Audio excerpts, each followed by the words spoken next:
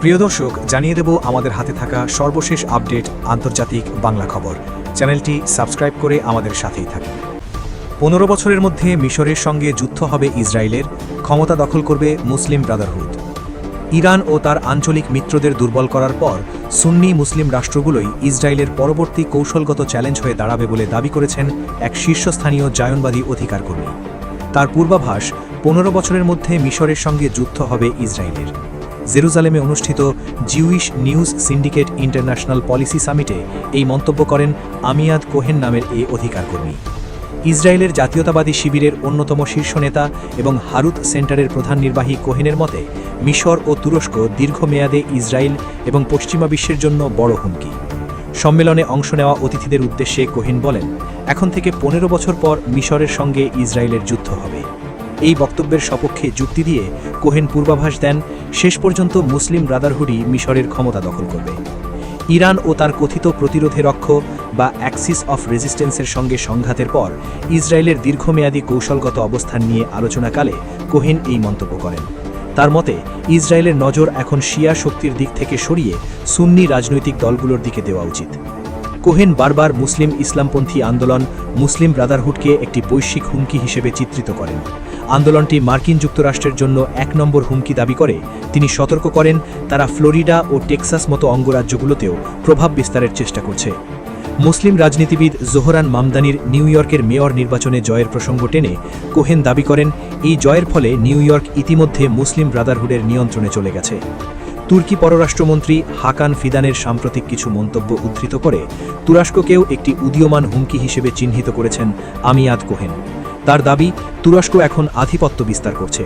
আঙ্কারার এই ক্রমবর্ধমান আঞ্চলিক প্রভাবকে ইসরায়েলের জন্য একটি বড় কৌশলগত চ্যালেঞ্জ হিসেবে দেখা উচিত বলেও তিনি যুক্তি দেন। ইরান ও তার কথিত প্রতিরোধে রক্ষ বা অ্যাক্সিস অফ রেজিস্ট্যান্সের সঙ্গে সংঘাতের পর ইসরায়েলের দীর্ঘমেয়াদী কৌশলগত অবস্থান নিয়ে আলোচনাকালে কোহেন এই মন্তব্য করেন।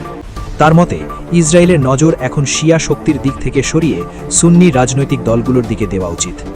কোহেনের এ বক্তব্য ইসরায়েলের রাজনৈতিক ও নিরাপত্তা মহলের একটি ক্রমবর্ধমান প্রবণতাকে ফুটিয়ে তোলে, যেখানে সুন্নি শক্তিগুলো, বিশেষ করে তুরস্ক ও মিশরকে ভবিষ্যতের শত্রু হিসেবে বিবেচনা করা হচ্ছে।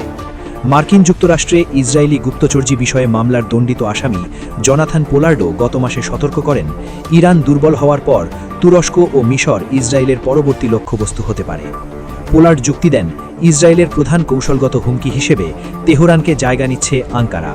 তিনি তুর্কি প্রেসিডেন্ট রিসেপ তাইয়েব এরদোয়ানের বিরুদ্ধে আঞ্চলিক আধিপত্য বিস্তারের চেষ্টার অভিযোগ তোলেন। একই আলোচনায় পোলার্ড জানান, কায়রো ও ইসরায়েলের মধ্যে কয়েক দশকের পুরানো শান্তি চুক্তি থাকা সত্ত্বেও মিশর ভবিষ্যতের জন্য একটি বড় চ্যালেঞ্জ হতে পারে। ইসরায়েলি ও আন্তর্জাতিক রক্ষণশীল ব্যক্তিত্ব, নীতি নির্ধারক ও অধিকার কর্মীদের জন্য জেএনএস সামিট একটি গুরুত্বপূর্ণ প্ল্যাটফর্ম বা মঞ্চে পরিণত হয়েছে। এবারের সম্মেলনে আঞ্চলিক নিরাপত্তা, আব্রাহাম অ্যাকর্ডসের ভবিষ্যৎ, ইরান এবং মধ্যপ্রাচ্য জুড়ে ইসরায়েলের যুদ্ধগুলোর ভূ-রাজনৈতিক প্রভাব নিয়ে আলোচনা করা হয়।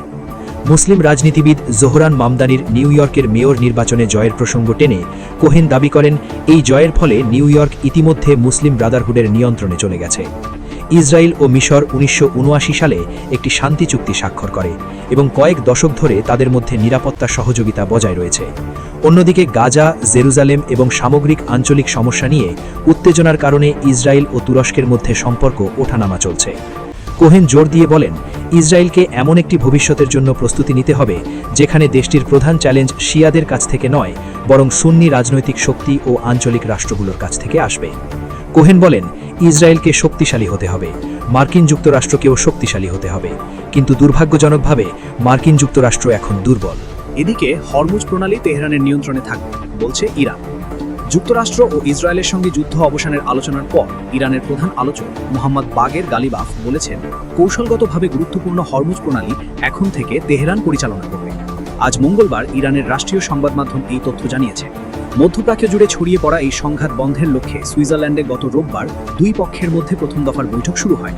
মধ্যস্থতাকারীরা জানিয়েছেন, এই আলোচনার পর গুরুত্বপূর্ণ ওই নৌপথ উন্মুক্ত রাখা এবং লেবাননে ইসরায়েল হিজবুল্লাহ লড়াই বন্ধের বিষয়ে গতকাল ইরান ও যুক্তরাষ্ট্র পারস্পরিক যোগাযোগ ব্যবস্থা চালু করতে সম্মত হয়েছে। ইরানের রাষ্ট্রীয় সংবাদ সংস্থা ইরনার প্রতিবেদন অনুযায়ী আলোচনা অর্থাৎ প্রথম পর্বের উচ্চ পর্যায়ের আলোচনা শেষে দেশে ফিরে গালিবাফ বলেন, হরমুজ প্রণালী আর কখনো যুদ্ধপূর্ব অবস্থায় ফিরবে না। আন্তর্জাতিক আইন অনুযায়ী এটি এখন থেকে ইসলামী প্রজাতন্ত্র ইরানের মাধ্যমে পরিচালিত হবে। বাগের গালিবাফ ইরানের প্রধান আলোচক। সুইজারল্যান্ডের বিলাসবহুল বার্গেনস্টক অবকাশ কেন্দ্রে অনুষ্ঠিত এই আলোচনাকে সফল বলে দাবি করেছেন গালিবাফ। নিজের টেলিগ্রাম অ্যাকাউন্টে পোস্ট করা এক ভিডিওতে তিনি বলেন, আমার দৃষ্টিতে এই সফর থেকে ভালো কিছু অর্জন সম্ভব হয়েছে, বিশেষ করে হরমুজ প্রণালী, লেবানন পরিস্থিতি, তেল বিক্রির উপর নিষেধাজ্ঞা মওকুফ এবং আটকে থাকা তহবিল ছাড়ের বিষয়ে ইতিবাচক আলোচনা হয়েছে। বৈঠকের পর যুক্তরাষ্ট্রের ভাইস প্রেসিডেন্ট জেডি ভ্যান্স জানান, তেহরান তাদের দেশে জাতিসংঘের পারমাণবিক পরীক্ষকদের আবার ফিরে আসার অনুমতি দেবে। এর পরপরই গতকাল সাময়িকভাবে ইরানি তেলের ওপর থেকে নিষেধাজ্ঞা স্থগিত করে যুক্তরাষ্ট্র। সই করা চুক্তির অংশ হিসেবে তেহরান ওয়াশিংটনের কাছ থেকে কিছু ক্ষেত্রে নিষেধাজ্ঞা থেকে ছাড় পাবে, পাশাপাশি তাদের আটকে থাকা সম্পদ অবমুক্ত করা হবে। হরমুজ প্রণালী দিয়ে বাণিজ্যিক জাহাজগুলোর নিরাপদ চলাচল নিশ্চিত করতে এবং যে কোনো ধরনের ভুল বোঝাবুঝি ও দুর্ঘটনা এড়াতে তেহরান ও ওয়াশিংটন একটি সার্বক্ষণিক যোগাযোগ লাইন স্থাপনে সম্মত হয়েছে।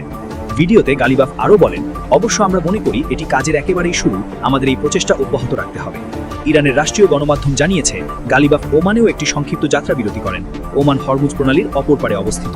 যুদ্ধ শুরুর পরপরই ইরান এই নৌপথ বন্ধ করে দিয়েছিল, তবে ওয়াশিংটন ও ইরানের মধ্যে সমঝোতা হওয়ার পর গত সপ্তাহে এটি আবার খুলে দেওয়া হয়।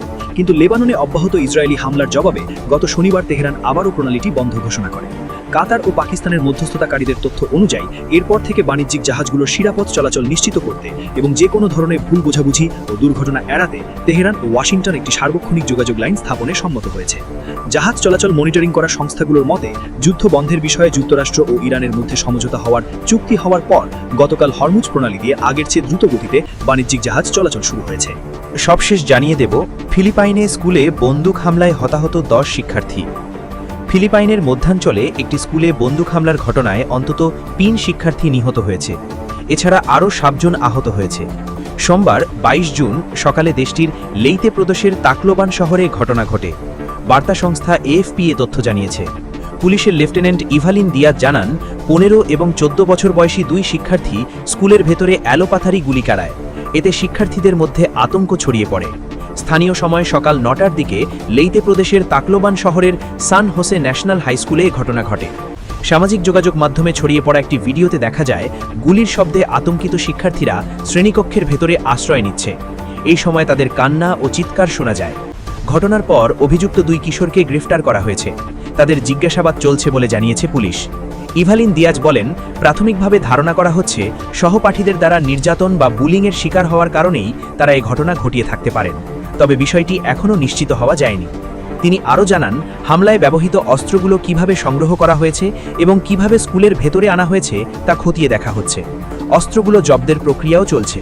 গ্রেফতার হওয়া 2 জনই অপ্রাপ্তবয়স্ক হওয়ায় তাদের অভিভাবকদের উপস্থিতিতে থানায় জিজ্ঞাসাবাদ করা হচ্ছে বলে জানিয়েছে পুলিশ। ফিলিপাইনে স্কুলে বন্দুক হামলার ঘটনা তুলনামূলকভাবে বিরল, তবে রাজনৈতিক ও লক্ষ্যভিত্তিক সশস্ত্র সহিংসতার ঘটনা প্রায়ই ঘটে দেশটির বিভিন্ন অঞ্চলে।